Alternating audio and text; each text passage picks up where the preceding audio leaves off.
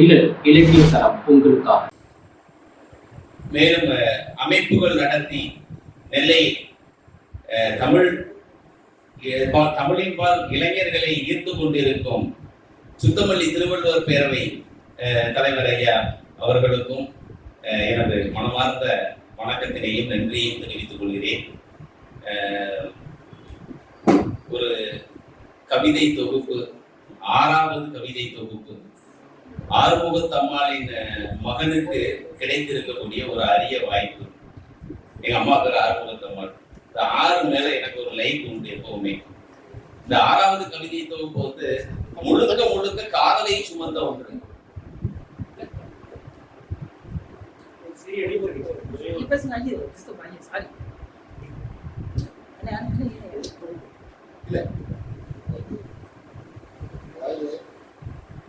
வந்து உட்கார்ந்தாங்க. புக்கு கிடையாது. புக்கு தற்செயலா ஒரு 10 நிமிஷம் கழித்து தான் புக்கை பார்த்து ஒரு 20 நிமிஷம் தான் ஆகிருக்கும். நமக்கு ஒரு வாரம் கொடுத்தாச்சு.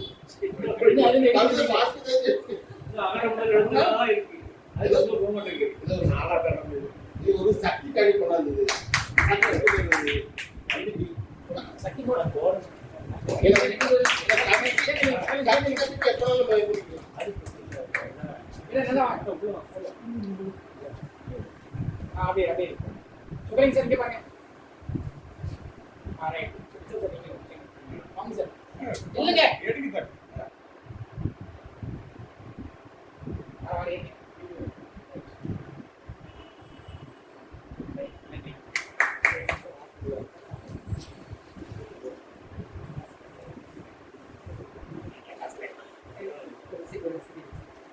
கொஞ்சம் நான் வீட்டுக்காக வந்தேன். நான் இதுக்கு நினைச்சு வரல.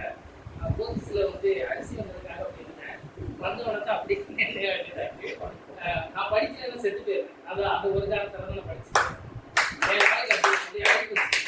டெய்லி இன்னைக்கு காலையில என்ன படிச்சுக்கிறோம்னா, தமிழ் சமுதாயத்துல பூசாரிகள் பத்தி தாய்ஜி வழிபாடு, முதல் பெண் பூசாரிகள் அதுதான் ஓட்டிட்டு இருக்கு. அதனால அவங்களுடைய இது குறை நேரம் தான் கிடைச்சது. இன்னொரு நேரம் கிடைக்கும் போது உங்களுடைய விவாதம் பண்றதுக்கு எனக்கு ஒரு வாய்ப்பு கேட்கணும் சார் சொன்னாங்க. சார் வண்டியில் நின்று போகும்போது சொன்னாங்க, இவர் வந்து புத்தகத்தை படிக்க முடியும் போயிட்டே இருப்பார் இந்த ரோட்ல. எப்பவுமே நடந்து போறாங்க, நடந்து போற படிச்சுட்டு போயிட்டே இருப்பாரு.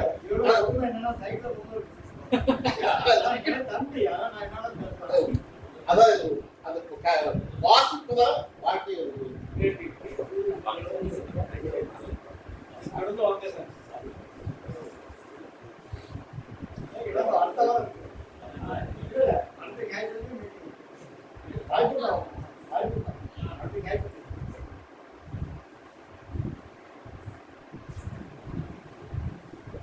சந்தியா பதிப்பகம் மூலம் வெளிவந்திருக்கக்கூடிய 6வது படைப்பு சதுரங்க ராணிக்கு சமர்ப்பிக்கப்பட்டுள்ளது. இந்த படைப்பு ஒரு காதலை சொல்வது என்பது அத்தனை எளிதானது அல்ல.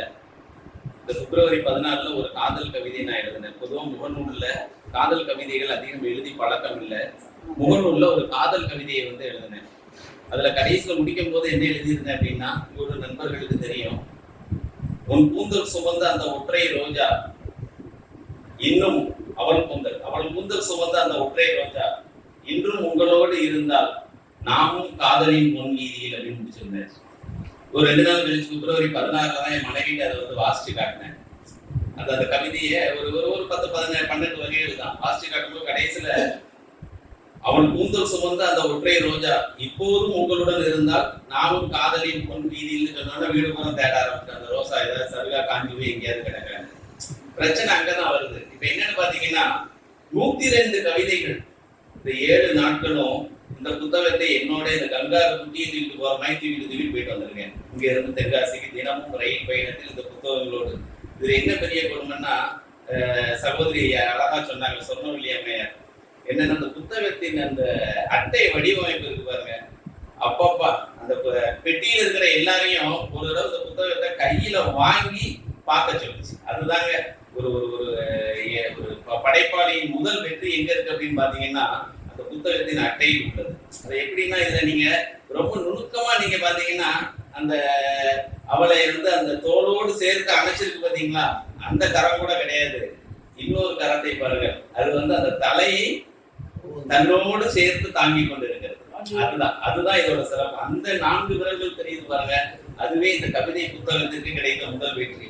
சரி, அப்ப அப்படியே கவிதைக்கு வந்துருவோம். அதுக்கு முன்னாடி என்ன அப்படின்னு பாத்தீங்கன்னா அணிந்துரை. இந்த அணிந்துரையை வந்து முனைவர் சரவணகுமார் ரொம்ப அழகா கொடுத்திருக்கிறாரு. எந்த ஒரு பீடிகையும் கிடையாது, பெரிய வாயாஜால வார்த்தைகள் வர்ணனைகள் அதெல்லாம் இல்லாம ஒரு யதார்த்தமான ஒரு அணிந்துரையை கொடுத்திருக்காரு. அதுவே சிறப்பு என்னை பொறுத்த வரைக்கும். புரியாத மொழியில ஏதோ ஒண்ணு சொல்றதை விட எல்லோருக்கும் தெரிந்த புரிந்த மொழிகளில் சொல்வது. அடுத்தால வாழ்த்துறை, ஒரு முத்தான வாழ்த்துறையை முத்தாலங்குறிச்சி காமராசு வழங்கி இருக்கிறார். அந்த வாழ்த்துறையில பாத்தீங்கன்னா அவர் ஆரம்பிக்கும் போதே சொல்றாரு, நான் ஒரு வரலாற்று ஆய்வாளர், ஒரு எழுத்தாளர், பயண கட்டுரையை எழுதுபவன். என்னை போய் இத மாதிரி ஒரு காதல் படைப்புக்கு வாழ்த்துறை எழுத சொல்லிட்டார சக்தி வேலாயுதம் அப்படின்னு சொல்லி, எனக்கும் கவிதைக்கும் தூரம் வெகு தூரம், எனக்கும் கவிதைக்கும் வெகு தூரம். நாம் அவர்கிட்ட என்ன கேட்கிறோம்னா, கவிதைக்கும் உங்களுக்கும் தானே தூரம், காதலுக்கும் உங்களுக்கும் பக்கம் தானே, நாம யாருமே காதலுக்கு ரொம்ப வெகு தூரத்தில் எவரும் இருந்தது இல்லையே அப்படிங்கிறத சொல்லிட்டு, அடுத்தது வந்து இந்த பேரவையின் அமைப்பாளர் திருநெல்வேலி திருவள்ளுவர் பேரவை இந்த அரங்கை நமக்கு இன்று அருளி இருக்கக்கூடிய ஜெயபாலனார் ஐயா அவர்கள் எழுதியிருக்கிறாங்க. அவங்க எழுதியிருக்கிறது வந்து பாத்தீங்கன்னா 8 தொகை. 8 தொகையை பத்தி ரொம்ப அந்த யாருமே சொல்லாத தரவுகளை தமிழில் ஒரு தமிழ் வாத்தியார் அளவுக்கு இறங்கி தரவுகளை எல்லாம் நமக்கு தந்து மகிழ்ந்திருக்கிறார். அதுவே சிறப்பு. அப்புறம் வந்து தன்னுரையில் கவிஞர் வந்து சொல்லியிருக்கிற ஒரு விஷயம் வந்து எனக்கு ரொம்ப ஆச்சரியமா இருந்தது.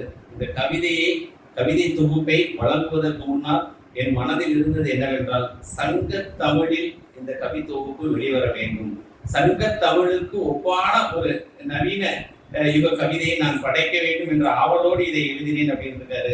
அதை சொல்லிட்டு இன்னொன்னு சொல்லியிருக்காரு, சங்க காலமாக இருந்தால் என்ன, இந்த காலமாக இருந்தால் என்ன, காதல் மாறாமல் அப்படியே தானே இருக்கிறது அப்படிங்கிறதையும் சொல்லியிருக்காரு.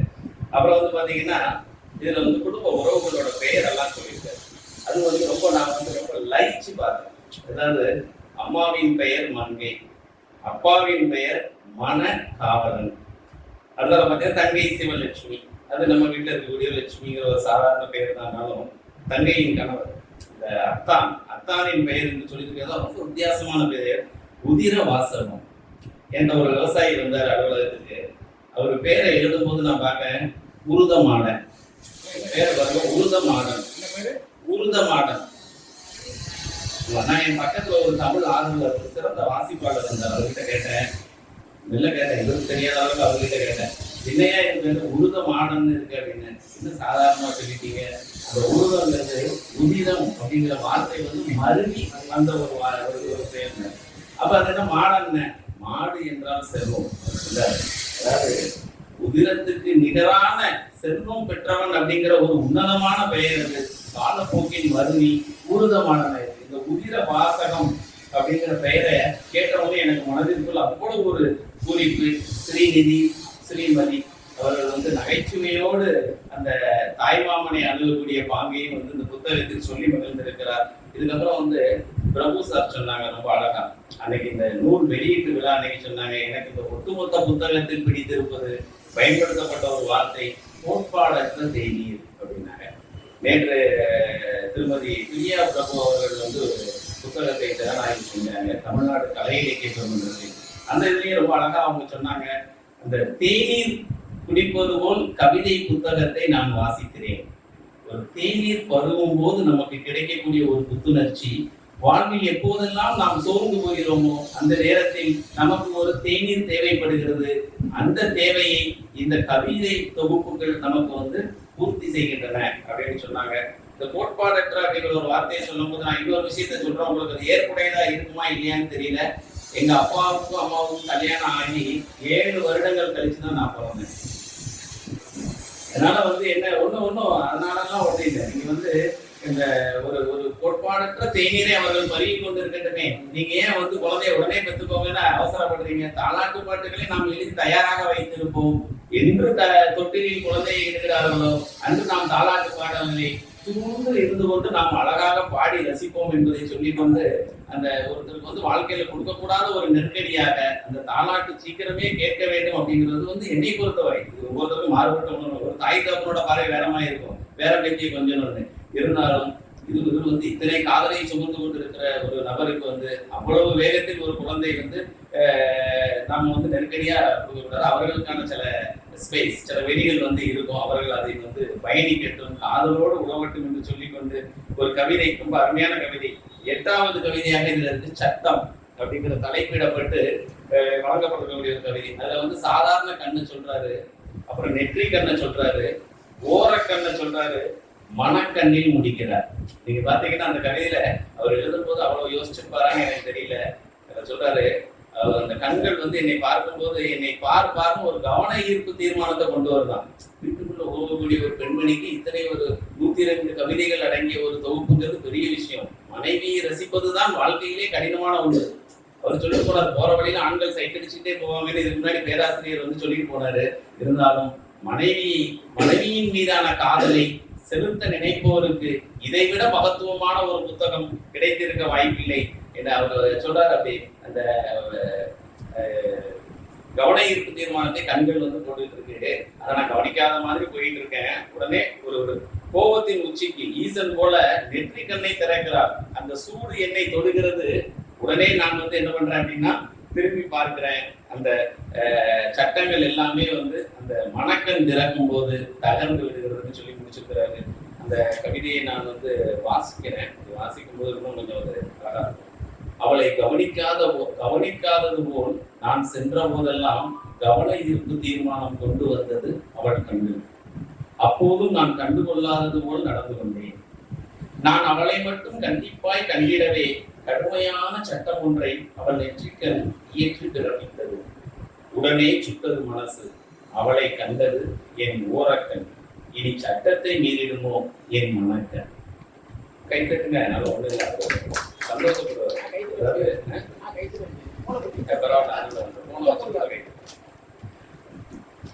எனக்கு வந்து முதல்ல இதை திறனாய்வு செய்யக்கூடிய முதலாவது இல்லை, 2வதாக திறனாய்வு செய்ய வந்து அந்த வாய்ப்பு கிடைச்சு. சொல்லுங்க ஐயா கூட அந்த கொஞ்சம் ஒரு சிறு வருத்தம் இருந்திருக்கலாம். ஏன்னா அவங்க முதல்ல அவங்க அவையில வந்து இதை திறனாய்வு செய்யணும் அப்படின்னு ஒரு பேர் ஆவலோடு இருந்திருக்கிறாங்க.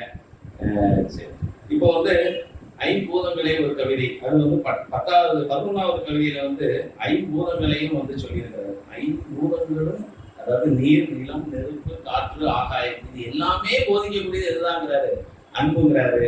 நானும் என் காதலியை அழைப்பதன் அர்த்தம் அந்த அன்பே அப்படின்னு ஒரு வார்த்தையில வந்து அழைக்கிறார் பார்த்தீங்களா? காதலியை அன்பே அப்படின்னு சொல்லக்கூடிய அந்த ஒரு வார்த்தையில் இந்த ஐம்பூதங்களும் அதன் செயல்பாடுகளும் அடக்கம் அப்படிங்கிறது இருக்கிறாரு. விழி மொழி, இது வந்து 14வது கவிதை. இதுல வந்து குழந்தைகள் வந்து நல்ல அழகான மழலை மொழியில் பேசிக் கொள்கிறார்கள். முதியவர்கள் வந்து அவர்களுக்கே உரித்தான மொழியில், நீங்க இந்த சில ரயில் நிலையங்கள்ல இந்த யாத்திரை போகக்கூடியவங்க இருப்பாங்க. 70 வயதை கடந்த முதியவர்கள் வந்து நீண்ட தூர யாத்திரை. அவர்களிடம் ஆண் பெண் அப்படிங்கிற பாலின பாகுபாடு கிடையாது.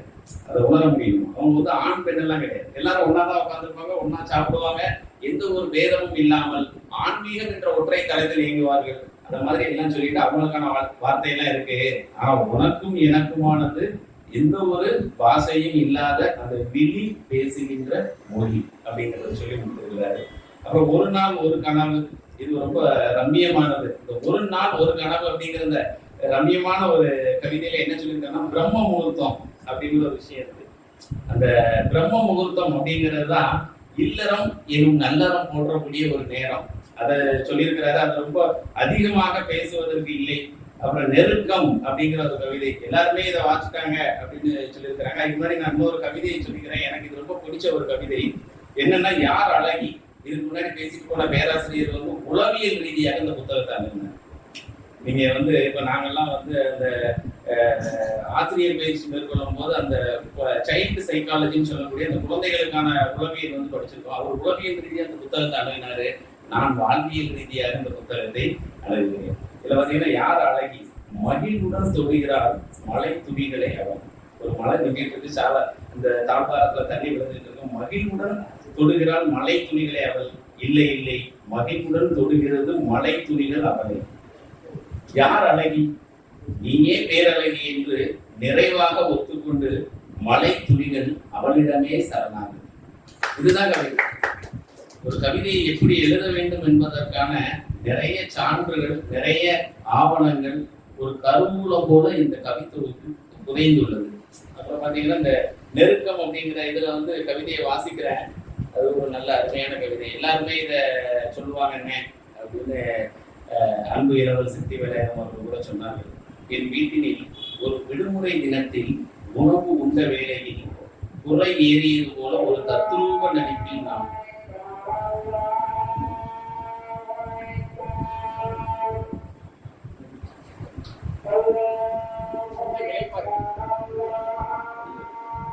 கொஞ்சம் விளைப்பார்கள்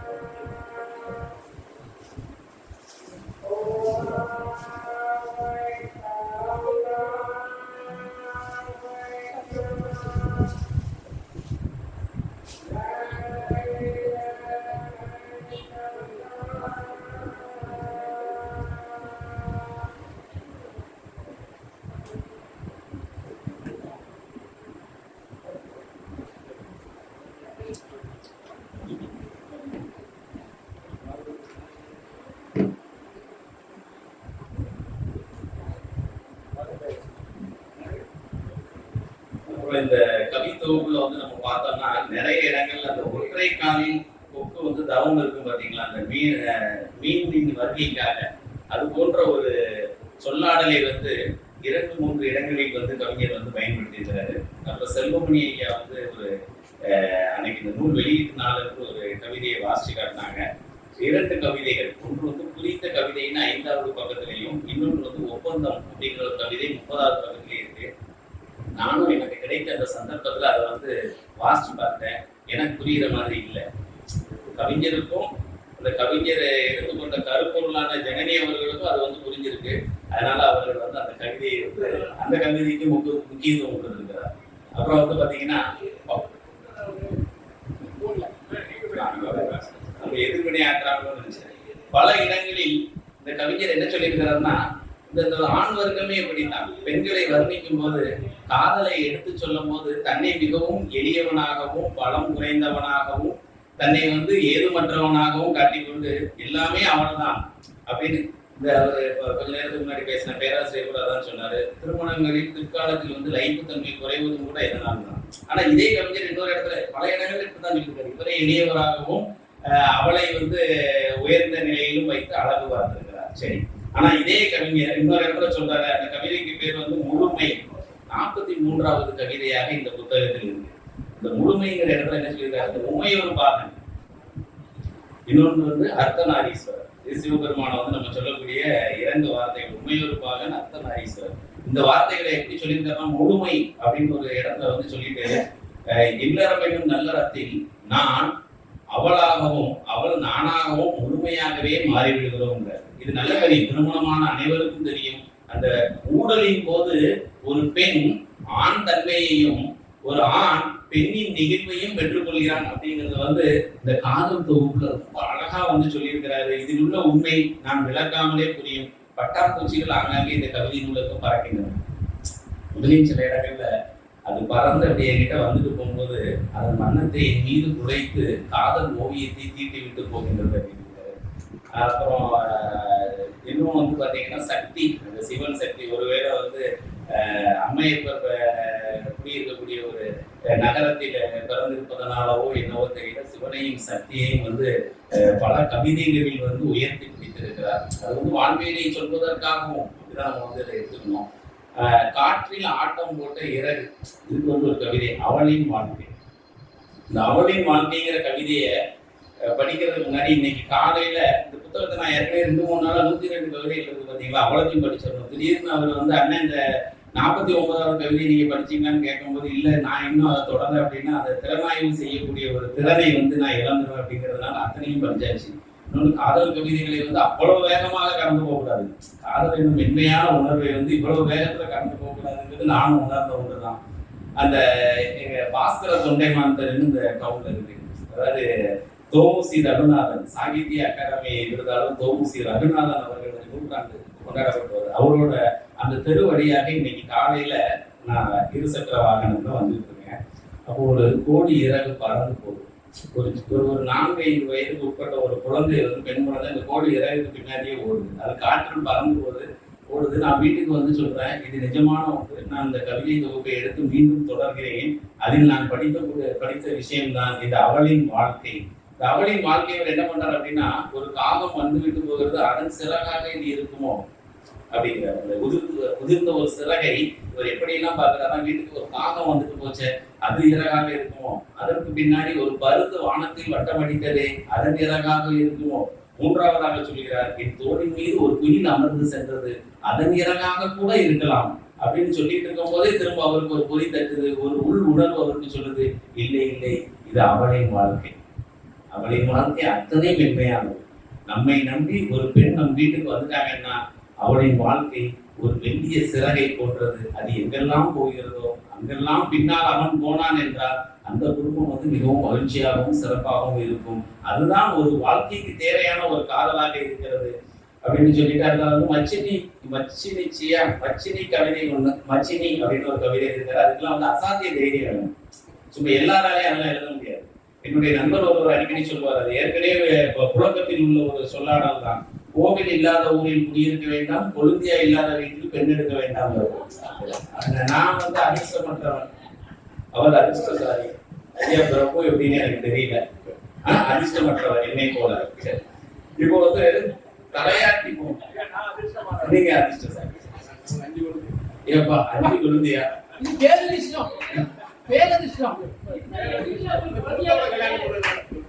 நீங்க இருக்கும்போது கொழுந்தியாவே தேவையில்லையே.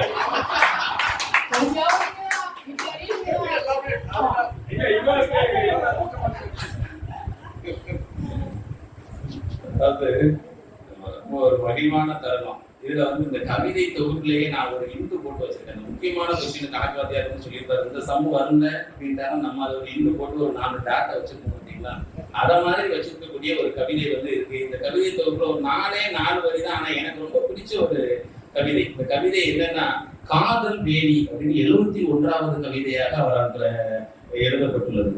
மனங்கள் ஒன்றுபட சமாதானம் காட்டுகிறது. மனங்கள் ஒன்றுபட சமாதானம் காட்டுகிறது. எது சமாதானம் காட்டுதுன்னா, எல்லை கம்பி வேலியில் கொடியுடன் ஒரு வெள்ளைப்பூ. எல்லை கம்பி வேலியில் கொடியுடன் ஒரு வெள்ளைப்பூ. இந்த பக்கம் நான், அந்த பக்கம் அவள். ஒரு சாதாரண ஒரு விஷயம். நீங்க பாத்தீங்கன்னா இந்த சமாதான போக்கள் வந்து ஒவ்வொரு குடும்பத்திலயும் இருக்கு. அந்த நிச்சயிக்கப்பட்ட திருமணம், காதல் திருமணங்கள் வந்து காதல் திருமணங்கள் உள்ள நெருக்கடிக்கு காரணமே என்னன்னா, இந்த மாதிரி வேலியில பூக்கக்கூடிய கொடியில் உள்ள அந்த வெள்ளை பூக்கள் இல்லாததான். இப்ப நான் லேசா எங்க வீட்டுல ஏதாவது சொல்ல பண்ணா அவங்க தாய்மாமால இருந்து எல்லாரும் வந்துருவாங்க. வந்து என்னன்னு ஒரு விசாரணை பண்ணி சேர்த்து விட்டு, இது அப்படி நடக்காது, நீ ஒழுங்கா நடந்துக்கணும், இதெல்லாம் சொல்லிட்டு போயிடுவாங்க. நமக்கு தான் அட்வைஸ் பண்ணுவாங்க. அவங்க வீட்டுல எங்க மாமனார் வந்து எப்பவுமே வந்து எனக்கு தான் அட்வைஸ் பண்ணுவாங்க. அவர் கூப்பிடுறது நோக்கமே என்னன்னா, அவர் பொண்ணுக்கு அட்வைஸ் பண்ணிட்டு போக சொல்லி கூப்பிடுவோம். அவர் அழகா வந்து சிறப்பா நமக்கு அட்வைஸ் பண்ணிட்டு போயிடுவார். அவர் உளவியல் அறிந்தவர். எல்லா வீட்லயும் அப்படிதாங்கிறத கேட்கும் போது இன்னும் நமக்கு வந்து மகிழ்ச்சியா இருக்கு. அடுத்தது வந்து பாத்தீங்கன்னா, தலையாட்டி பொம்மைங்கிற ஒரு கவிதை. இதுவும் வந்து எனக்கு ரொம்ப ரசனையா இருந்தது. ஏன்னா அந்த கவிதையை வாசிக்க போறது இல்லை. ஏன்னா இருக்கிற எல்லா ஆண்களுமே தலையாட்டி பொம்மைகள் தான் அப்படிங்கிறது நமக்கு தெரியும். ஆமா, சரி சரின்னு சொல்றதுதான். சரிம்மா சாரிம்மான்னு ஏதோ ஒன்று ரீசெண்டா ஒரு இது வந்து சொன்னாங்க, வாட்ஸ்அப்லாம் பகிரப்பட்ட ஒரு விஷயம்.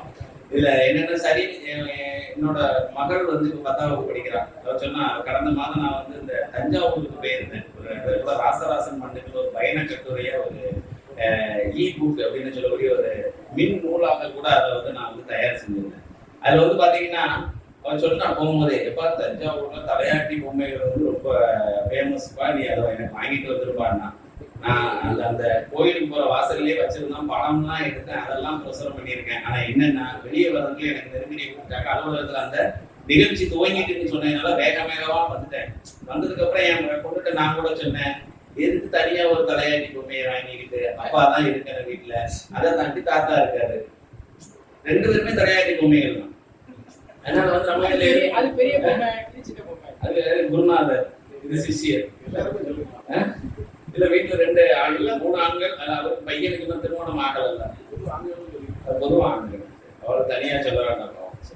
இப்போ வந்து கிட்டத்தட்ட நிறைவு பகுதிக்கு வந்துட்டேன். ஏன்னா 75வது கவிதை வரைக்கும் சொல்லியாச்சு, அந்த மச்சினிங்கிற கவிதை. அப்போ சக்தி வேலாயுதம் சொல்றவருக்கு வந்து தெரிஞ்சிருக்கும் ஓரளவுக்கு, புத்தகத்தை முழுமையா படிச்சுட்டாரு. மிட்டாயும் காதலும் ஒரு ஒப்பீட்டு கவிதை, ரொம்ப அருமையான கவிதை.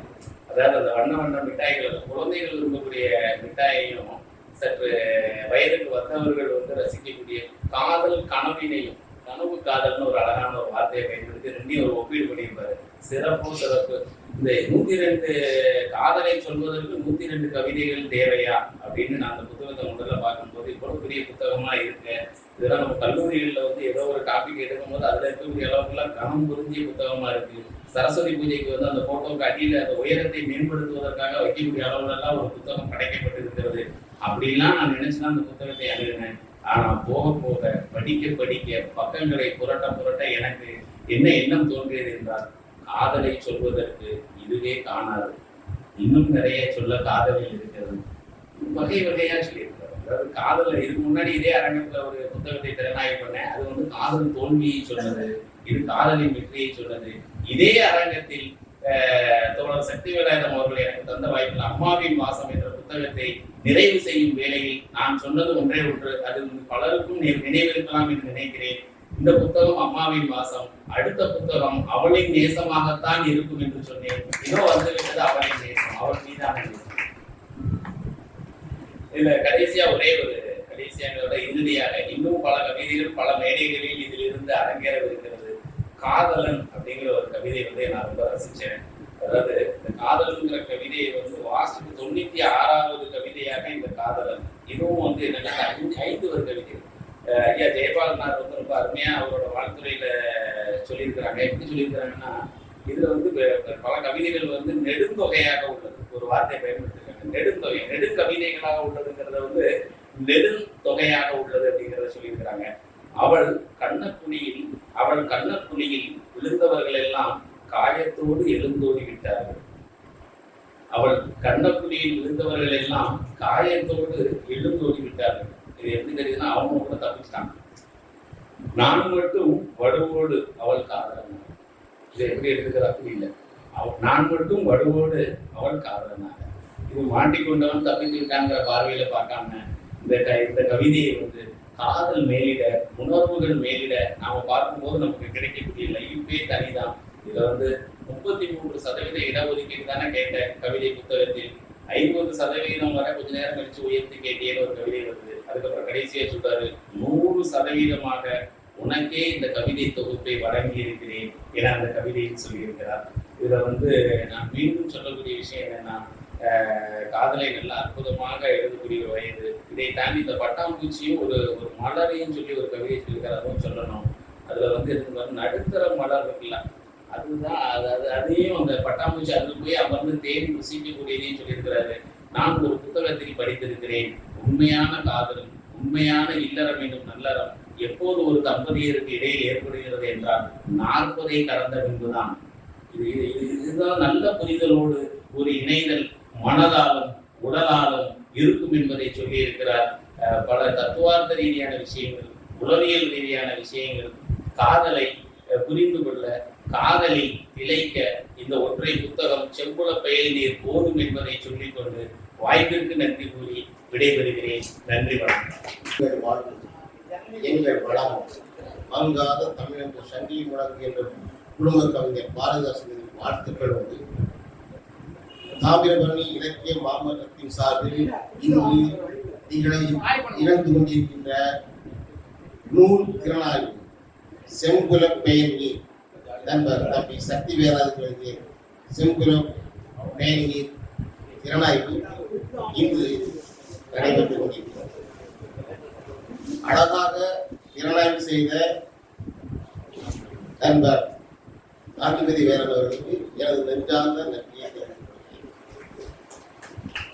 அடுத்ததாக ஒரு தம்பி இளங்கோமணி போனாங்க. அவர் அழகா பண்ணல. அதாவது அவர் வந்து இலக்கிய ஆர்வலர் கிடையாது, அவர் வந்து வரலாற்று ஆய்வாளர். அதனாலதான் வரலாறுகளை எப்படி பேசணுமோ அதே போல பேசிட்டு போனாங்க. அது எல்லாருக்கும் பயன்படுது.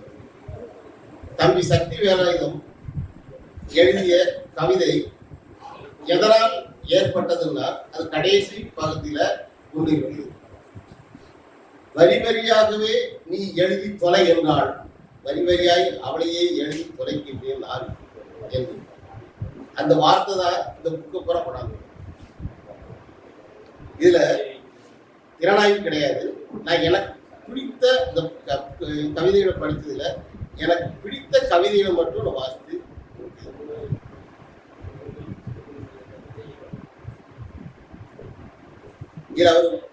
இதுல தன்னோட இத அடித்துறையில எழுதிட்டாரு. இது அவள் உலாவும் தொகுப்பாக, அவள் நிலைக்கும் தொகுப்பாக, அவள் நிரப்பும் தொகுப்பாக, ஆம் அவளே இந்த தொகுப்பாக, என்னவளே இந்த தொகுப்பாக எழுதியிருக்காரு. அது தன்னோட மனைவிக்காக இந்த புத்தகத்தை படைத்ததுனால எல்லாமே அவள் தான் அப்படி எழுதியிருக்காரு.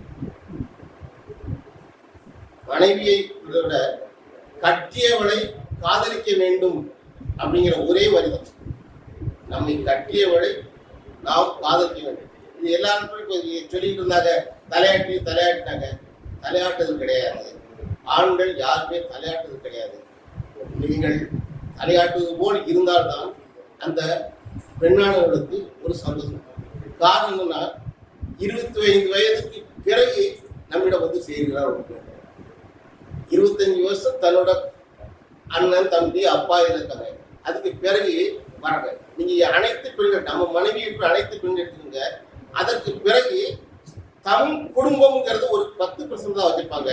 மீதி 90% வாழ்ந்த குடும்பத்தை தான் நினைப்பாங்க. ஏன்னா அவங்க வாழ்க்கை அதுதான். தன்னோட கணவன், தன்னோட மாமனார், தன்னோட மாமியார் மருமகள் சண்டைங்கிறது ஒரு இதை சொல்லியிருக்காங்க. மாமியார் மருமகள் சண்டைகள் அல்ல.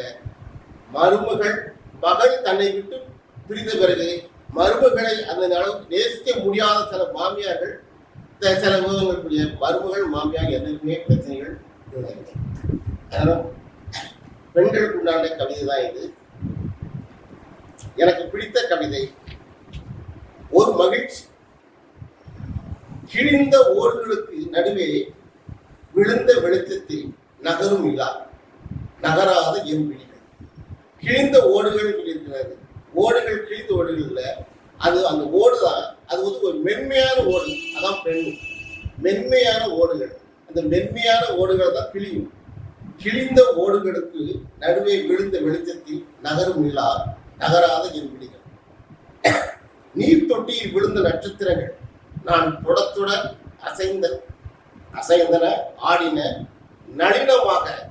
நளினமாகங்கிறது அதை நீங்க சொன்னீங்கன்னா அந்த அங்கிக்கு போயிட்டு அர்த்தம் நளினமாக. மேகக்கூட்டங்கள் தொடர் ஓட்டப்பந்தய வீரர்களாய் ஓட நான் அதை நேர்த்தியாய் காண சில வெள்ளைக்காக்கைகள் தென்பட்டது எனக்கு. மேகக்கூட்டங்கள் தொடர் ஓட்டப்பந்தய வீரராய் ஓட, அது மேகக்கூட்டம் வந்து ஓடும்போது இவருக்கு மட்டும் தெரிஞ்சிருக்கு வெள்ளைக்காக்கை. ஆனா எங்க மற்ற எல்லாரும் தெரியுது அது யானையா தான் தெரியும். வெள்ளை யானையாக தெரியும். இவருக்கு மட்டும் சில வெள்ளை காக்கைகளாய் தென்பட்டது எனக்கு. பாலியத்தின் நினைவுகள் என் மனதில் வந்திடவே என் அம்மையும் கைப்பிடி கூட்டாஞ்சோற்றோடு காட்டியிருந்தார். இது வந்து என் அம்மையும் கைப்பிடி கூட்டாஞ்சோற்றோடு காட்டியிருந்தார். அப்படி இருக்கு. அதுக்கு அடுத்த லைன் கொஞ்சம் மாறுபடுது. இதை பார்த்த என்னவளோ என்னை ரசித்தபடி என் குட்டி தேவதைக்கு உணவளித்தபடி ஒரு உருண்டையை எனக்கு கொடுத்தாள். முதல் சொன்னது அம்மை. அம்மைங்கிறது தன்னோட காதலியை சொல்றாரா இல்ல அம்மாவை சொல்றாரான்னு தெரியல. ஏன்னா அம்மை தான் கூட்டாஞ்சோட்டோட வராங்க. ஆனா கொடுத்தது யாரு அப்படின்னா என்னவள். என் குட்டி தேவதை கொடுத்தது யாரு அப்படின்னா என்னவள்.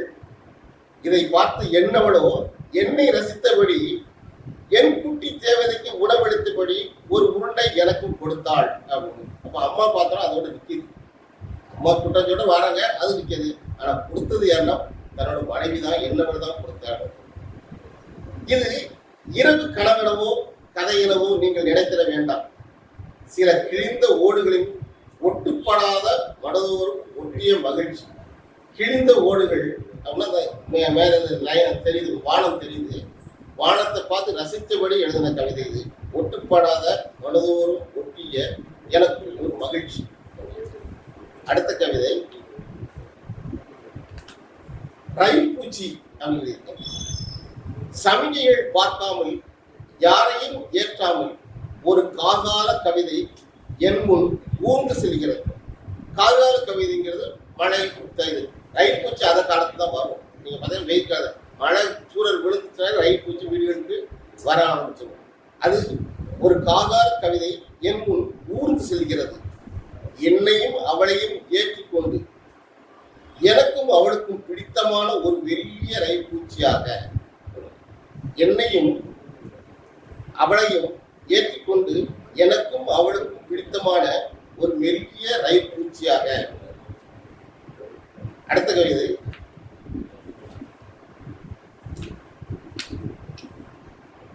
ஒரு நாள் ஒரு கணம். அரை இருட்டில் ஒரு மெல்லிசை, தூரத்தில் சேவலின் அரைக்கூவல். அரை இருட்டில் ஒரு மெல்லிசை, தூரத்தில் சேவலின் அரைக்கூவல். விடியலாமா என எண்ணும் பாடம். பறவைகளின் பாடல்.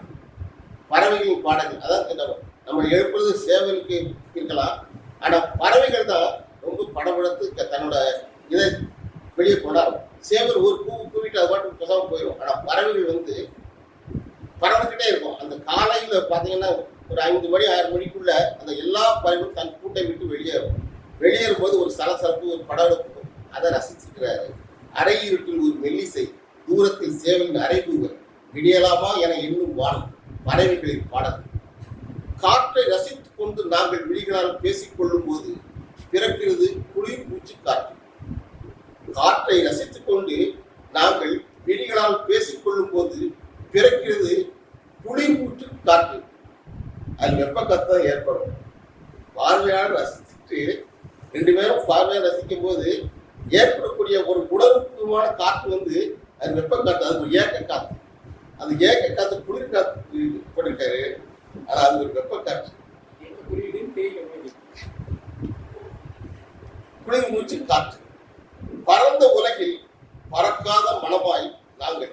பரந்த உலகில் பறக்காத மனமாய் நாங்கள். விரைவாய் அல்லாமல் மெதுவாக நகரும் பயணம். விரைவாக அல்லாமல் மெதுவாக நகரும் பயணம்.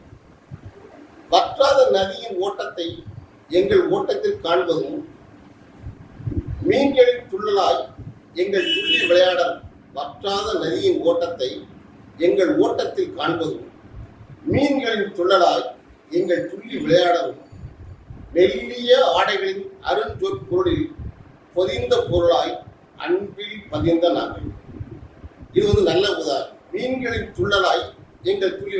மீன்கள் துள்ளலாய்னா மீன் துள்ளிச்சுனா, ஒரு மீன் துள்ளிச்சுனா அடுத்த சைடு 100 மீன் அதுக்கு அடுத்து துள்ள ஆரம்பிக்கும். அதான் இருவர்கள் சேரும். மீன்களின் துள்ளலாய் எங்கள் துள்ளி விளையாடலும், மெல்லிய ஆடைகளில் அருஞ்சொற் பொருளில் பொதிந்த பொருளாய் அன்பில் பதிந்த நாங்கள். கத்தி வாழற்ற செல்ல சொற்கள் எடுத்து. கத்தி வாழற்ற செல்ல சொற்கள் சண்டை போடுறது. சண்டை போடும்போது அந்த அதாவது ஏற்ற இறக்கும் எப்பவுமே சண்டை. ஆண் கணவன் மனைக்கு சண்டை வரும்போது ஏற்ற இறக்கம் இருந்தால் தான் சண்டை. ஏற்ற இறக்கம் இல்லாம அதுதான் தலையாட்டின்னு சொல்றாங்க. ஏற்ற இறக்கம் இல்லாம ஒரு சைடு சவுண்ட் வந்துச்சுன்னா அது சண்டை கிடையாது, அது வந்து வளர்ந்துட்டு போய்விடும். ஆனா ஏற்ற இறக்கத்தில் இருந்தா அடுத்த செகண்ட் அது நின்று. கத்தி வளர்த்த செல்ல சொற்கள் எடுத்து ஒரு ஊடல் செழுமையான எங்கள் அன்பின் ஊடல். டேட்டாக்களுக்கு டாட்டா சொல்லிவிட்டு டேட்டிகள் மூழ்கிவிட்டு 7 மீட்டிங் ஆண்டு. அந்த 4 லைன் வந்து டேட்டாக்களுக்கு டாட்டா சொல்லிவிட்டு, டேட்டாக்களுக்கு டாட்டா சொல்லுங்கிறது தன்னோட முகநூலில் போட அதெல்லாம் தவிர டேட்டாக்களுக்கு டாட்டா சொல்லிவிட்டு டேட்டிங்கள் மூழ்கிவிட்டு 7 மீட்டிங் 4 எதுல வருது அப்படின்னா எங்கள் அன்பின் கூடலாம், எங்கள் அன்பின் கூடலாம் இந்த டேட்டாக்கள்லாம் வருது. ஒரே நேரத்தில் அலைபேசிகளின் அலாரம் 2 பேருக்கும் பெல் அடிச்சிருச்சு. அதான் அலைபேசிகள்னு சொல்லியிருக்காரு, அலைபேசின்னு சொல்லாத, அலைபேசியின் அலாரம் சொல்லாத, அலைபேசிகளின் அலாரம். அப்போ 2 பேருக்கும் என்ன பெல் அடிச்சிருச்சு. 2 பேருக்கும் பெல் அடிச்சா தான் நல்லா இருக்கும். ஒருத்தர் போட்டு பெல் அடிச்சுட்டு இன்னொருத்தர் கோவப்பட்டு எந்த நேரத்திலேயே கத்துது அப்படின்னு சொல்லலாம். ஏன்னா இங்க நடந்துக்கிட்டு வந்து இளம் மீட்டிங் நாங்கள் கூட்டத்தை டேட்டாவில் மூஞ்சி விட்டு இளம் மீட்டிங் நடந்துட்டு இருக்கு. அப்போ ஒரே நேரத்தில் அலைபேசிகளின் அலாரம் அடித்ததும் அடித்து பறந்து எழுந்து துறந்தோம் தூக்கத்தை, அடித்து பறந்து எழுந்து துறந்தோம் தூக்கத்தை. அடுத்த லைனு அது யாருக்கும் தெரியல எனக்கு. ஒரு நாள் இதை போன்றே போவோம் என்றேன். இப்போ அதுதான் நடந்துகிட்டு இருக்கு. இதுக்கே இன்னொரு நாள் போகணும். ஒரு நாள் இதை போன்றே போவோம் என்றேன். சரியென சிரித்தபடி பறந்தால் சமையல் கட்டுக்கு வேற பொண்ணுக்கு வேற சமையல் கட்டு அடுத்த வாசல் கூட இங்கே சத்தம் வந்துருமே. அது பெண்ணுக்கு உண்டானது. அதாவது எல்லாருமே சொல்லுவாங்க பெண்ணுக்கு உண்டான பொடிப்பினையே அதுதான் சமையல் கட்டு தான். சமையல் கட்டை எவ்வளவுக்கு ஒரு பெண் அலங்கரிக்கிறாங்களோ அந்த பெண் வந்து எல்லாத்தையும் அனுசரித்து போகணும். அவங்களுக்கு உதாரணமே சமையல் கட்டை தான். நீங்க போய் கடுகு இருக்கு பருப்பு இருக்குன்னு நீங்க தேடிட்டு இது கூட அந்த பெண் சமையல் கட்டை எவ்வளவுக்கு அலங்கரிச்சு வச்சுருக்காங்களோ யாரு போனாலும் எந்த போனாலும் அந்த சமையல் கட்டை. நீங்க பெண்கள்கிட்ட போனா என்னன்னா ஆண்கள்கிட்ட வந்து பாத்ரூம் தான் பார்ப்பாங்க, பாத்ரூம் ஒழுங்கா வச்சுருக்காங்களான்னு பார்ப்பாங்க. ஆனா பெண் வந்து சமையல் கட்டு ஒழுங்கா வச்சுருக்காங்கன்னு பார்ப்பாங்க. எல்லாம் சமையல் கட்டு சரியா இருக்கா அவ்வளோ. அதனால சொல்லிக்காரு பறந்தாள் சமையல் கட்டிருக்கு. அடுத்தது எனக்கு பிடித்த கவிதை, மற்றவர்களுக்கு நெருக்கம். என் வீட்டில் ஒரு விடுமுறை தினத்தில் உணவு உண்ட வேளையில் குறையேறியது போல ஒரு தத்துருவ நடிப்பில் நான். என் வீட்டினில் ஒரு விடுமுறை தினத்தில் உணவு உண்ட வேளையில் குறையேறியது போல் ஒரு தத்துருவ நடிப்பில் நான். ஆக்ஷன் தான், நடிக்கதான் செய்த குறை ஏறல. மனைவியை என்ன செய்யறாரு அவரோட நோக்கத்தை அறிஞ்சுக்கிறதுக்காண்டி இவர் நடிக்கிறாரு. குறையேறிய நடிப்பு தத்துருவ நடிப்பினார். ஆனா மனைவிக்கு எல்லாமே புரிஞ்சிடும். அது எல்லா இல்லத்தரசிகளுக்கு பூரா அதான். கணவனோட நோக்கம் வந்து நோக்கம் அறிந்த பெண் அதான் சொல்லுவாங்க. கணவனையோட நோக்கம் அறிந்து அவங்க செயல்படுவாங்க. எந்த விஷயமா இருந்தாங்க கணவனோட நோக்கம் அதான். கணவன் போன பாதையில் காலடியில் நான் தடம் பதித்தேன்னு அடிப்பாங்க. அதுதான் இது. அவனுக்கு புரிஞ்சிட்டு தலையை மெதுவாக தட்டி முதுகை உள்ளங்காயால் அழுத்து. அதுதான் நான் எதிர்பார்த்தாரு. அவரும் என்ன இது பக்கத்தில் நிற்கா கொஞ்சம் கண்ணால பேச முடியும் தொடப்பட மாட்டேங்கான்னு அந்த தலையை மெதுவாக தட்டி முதுகை உள்ளங்காயால் அழுத்தி தண்ணீர் கொடுத்து ஆசுவாயப்படுத்த என்னை கண்டுபிடித்தவள் போதும் உங்கள் நடிப்பு என்றார். நீங்க செய்யறதெல்லாம் நடிப்பு. தண்ணீர் கொடுத்து ஆசுவாசப்படுத்தி என்னை கண்டுபிடித்தவள் போதும் உங்கள் நடிப்பென்றார். அசடு வளைந்தபடி பார்த்தவளை உண்மையில் அப்போது சட்டர பற்றி கொண்டது விக்கல். ஒன்று விக்கல் வந்துச்சு. அந்த விக்கலுக்கு முதல் லைன் வந்து இது பண்றாரு, அடுத்த லைன் தான் அது தீர்வு சொல்றாரு. இதை நம்பியவள் இதுபோல் நடிக்காதே என உரத்த குரலில் அதட்டினார். இதுபோல் நடிக்காதே என உரத்த குரலில் அதட்டினார். விக்கலோடு நானும் விலகினேன். விக்கல் நின்று போச்சு. விக்கலோடு நானும் வருது சட்டம் கொடுத்த விக்கலோடு நானும் விலகினேன். இன்னும் விளங்கவில்லையா அதட்டல் விக்கலுக்கே என சிரித்தார். அதட்ட உங்களுக்கு விக்கல் நிற்கிறதுக்காண்டி நான் செஞ்சேன், விக்கலுக்கே நான் என சிரித்தார். விளங்காமல் விலகிய நான் விளங்கி நெறியினேன். புரியல, அப்படி இருந்தால் அவனுக்கு புரியல. இருந்தாலும் அந்த பழைய தொடுதல் இருக்கணுக்காண்டி விளங்கி நெருங்கினேன் நான். அடுத்தது பிடித்த கவிதையை வாசிக்கிறது 120 பேர் சொல்லுவாங்க.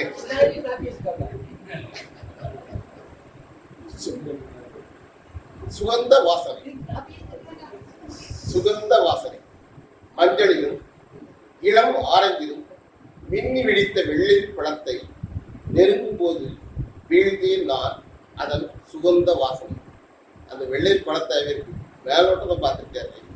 அது எப்படி மஞ்சள் இளம் ஆரஞ்சிலும் மின்னி வெடித்த வெள்ளை பழம் நெருங்கும் போது வீழ்ந்தேன் நான் அதன் சுகந்த வாசனை இருக்காது. ஆனால் அதை வெளுத்து பார்த்தா தான் தெரியும் அதனுடைய மேல் தோற்றத்துக்கும் உள்ள படத்துக்கு உள்ள வித்தியாசம். விளைப்படத்தை நீங்க அந்த சொன்ன அந்த கலரில் உள்ள படத்தை பார்த்தீங்கன்னா உள்ள ஒரு செம்பழுப்பு தான் இருக்கும். அதனுடைய சுவை நமக்கு கொஞ்சம் இதாக இருக்கு. அதுவும் அது நறுக்கின பிறகுதான் அதனுடைய வாசனையே ஈர்க்கும் தன்மை கொண்டதா இருக்கு. வீழ்ந்தே நாள் அதன் சுகந்த வாசனை. இன்றும் அப்படித்தான் அதே மஞ்சளிலும் இளம் ஆரஞ்சிலும் குடித்து முடித்து தலை உலர்த்தி கொண்டிருக்கும். குடித்து முடித்து தலை உலர்த்தி கொண்டிருக்கும் மின்னும் அவளை நெருங்காத சூழலிலும் நான் வீழ்ந்தும் வாழ்ந்தும் அவள் சுகந்த வாசனை. இன்றும் அப்படித்தான். அவர் வெளிப்படத்தை பார்த்து அந்த கற்பனையிலேயே வந்திருக்காரு. வந்தவர் பார்த்தா வீட்டம்மா குளிச்சு வந்திருக்கு. ஆனா எப்பவுமே குளிச்சுட்டு வந்தா ஒரே நேரம் தான் தெரியும். ஆனா இன்னைக்கு அந்த குளிச்சுட்டு வந்த பார்வை முதல்ல பார்த்து அந்த வெள்ளரி பழம் இருக்குல்ல அதான் அவன் கண்ணுக்கு தெரிஞ்சிருக்கு. அவன் தலையை பார்த்து வெள்ளரி பழம் அந்த வெள்ளரி பழத்தோட தலைமுடிதான் தெரிஞ்சிருக்கு. இன்றும் அப்படித்தான் அதே மஞ்சளிலும் இளம் ஆரஞ்சிலும் குளித்து முடித்து தலை உலர்த்தி கொண்டிருக்கும் இன்னும் அவளை நெருங்காத சூழலிலும் நான் வீழ்ந்தும் வாழ்ந்தும் அவள் சுகந்த வாசனை. அந்த வாசம் வெள்ளரி பழத்தோட வாசம் இதுல வேற வாசனை இருக்கு. என்ன வாசனைனா சுகந்த வாசனை. அந்த சுகந்த வாசனையில் வீழ்ந்தேன். அது வெள்ளரி பழத்தை சுவைச்சு பார்க்க. ஆனா இங்க இந்த வாசம் வேறொரு வாசம். நான் வீழ்ந்தும் வாழ்ந்தும் முதல்ல வீழ்ந்தேன்னு சொல்லியிருக்காரு. வெள்ளைப்பழத்துல வீழ்ந்தேன் மட்டும் தான் சொல்லியிருக்காரு, பாடல. ஆனா இதுல மட்டும்தான் அவளோட கூந்தலை பார்த்துட்டு வீழ்ந்தும் வாழ்ந்தும் அவளோட சுகந்த வாசனை. ஒரே பாட்டு இருக்குது. ஒண்ணு மட்டும் நிரப்பல் கடைசி கவிதையா இருக்கணும். நிரப்பல். இப்போதெல்லாம் எனக்கும் அவளுக்கான உரையாடல்களை மௌனத்தால் நிரப்பிக் கொள்கிறோம். வாழ்க்கையும் நிரம்பும் என்ற நம்பிக்கை. இப்பொழுதெல்லாம் எனக்கும் அவளுக்கான உரையாடல்களை மௌனத்தால் நிரப்பிக் கொள்கிறோம். வாழ்க்கையும் நிரம்பும் என்ற வாழ்க்கை. இது அவர் ரசித்து எழுதினாரா இல்லையான்னு தெரியல. ஏன்னா இந்த கவிதை இது ஒரு ஒரு சின்ன வித்தியாசத்தை இருக்கு. இப்போதெல்லாம் கொஞ்சம் கேப் விழுந்துருச்சு. இப்போதெல்லாம் எனக்கும் அவளுக்குமான உரையாடல்களை மௌனத்தால் நிரப்பிக் கொண்டிருக்கிறோம். பார்க்கத்தான் இது பேசுறதுக்கே வாய்ப்பு இல்லை. ஏன்னா அங்கே ஏதோ ஒரு ஊடல் கிடைத்தது, ஏதோ ஒரு ஊடல் வந்துருச்சு. அந்த ஊடலுக்கு அடுத்தது எதை நினைக்க பண்றாரு. இப்போதெல்லாம் எனக்கும் அவளுக்கான உரையாடல்களை மௌனத்தால் நிரப்பிக் கொள்கிறோம். வாழ்க்கையும் நிரவுமான வாழ்க்கை. மௌனம் ஆண்களுக்கு மிக முக்கியமானது. என் வீட்டுல என் வீட்டுக்காரி சண்டை போட்டேன்னா சண்டை போட்டு கொஞ்சம் இது பண்ணிட்டு இருக்கும்போது நான் அந்த இடத்துக்கு காலி பண்ணி போயிருந்தேன்.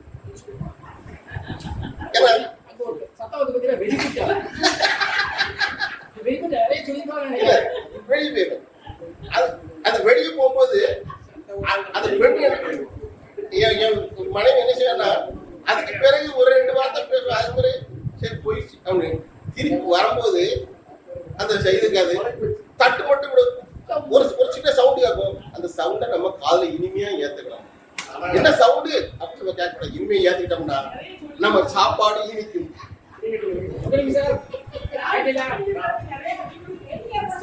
நம்ம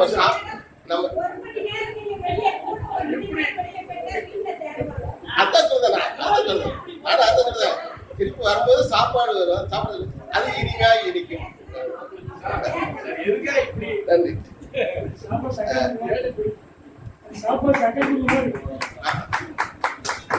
சிறந்த நூல்கள் எழுதிய